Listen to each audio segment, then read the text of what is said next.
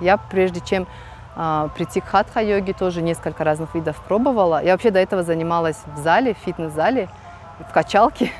И когда я пришла к йоге, я поняла, что все, это мое, и все остальное мне больше не нужно.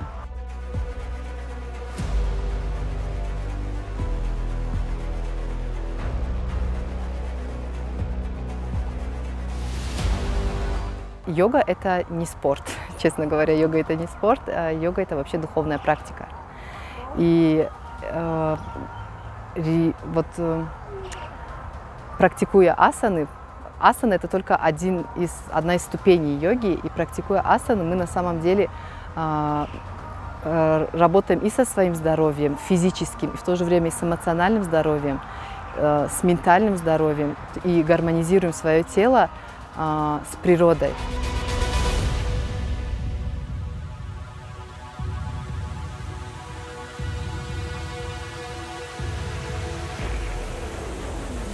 Когда я чувствую какое-то опустошение или усталость, я просто позволяю себе отдохнуть, либо я занимаюсь у своих учителей йогой, наполняясь от них, потому что когда отдаешь энергию, очень важно ее также восполнять.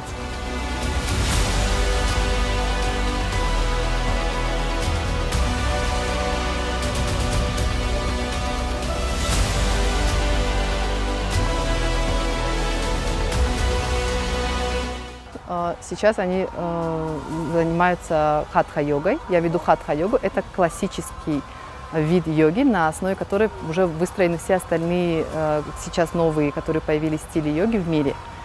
Это там бывают такие виды, как йога Айенгара, и аштанга-йога, йога пилатес, там какие еще виды. Аэро-йога бывает, это на гамаках занимаются они в воздухе. Так, еще какие. Виньяса-йога бывает, она через такие повторяющиеся движения, но они все основаны на хатха-йоге, это классика, поэтому я для себя выбрала именно вести хатха-йогу, потому что все остальные, они как бы больше как фитнес.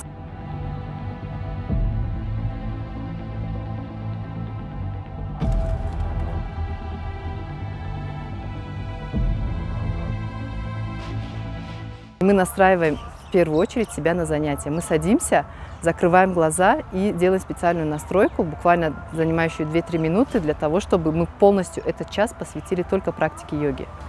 И тогда занятие становится очень качественным, и весь эффект от асан, он многократно увеличивается.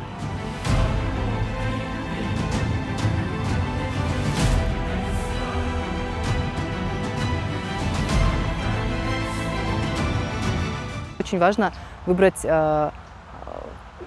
своего учителя, потому что от учителя йоги очень многое зависит. Потому что один и тот же стиль йоги разные учителя по-разному будут вести, потому что учитель, он распространяет свою энергию на занятия и на учеников тоже.